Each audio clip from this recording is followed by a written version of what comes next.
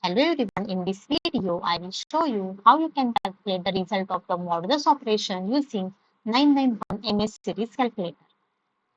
I need to calculate the value of 625 mod of 91.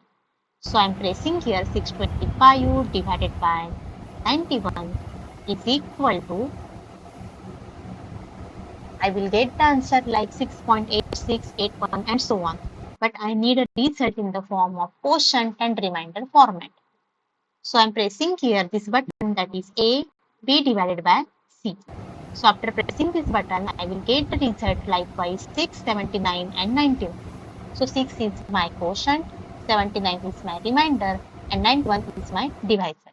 So in this way, you can calculate by using this A, B divided by C button, you will get the answer for your quotient as well as remainder.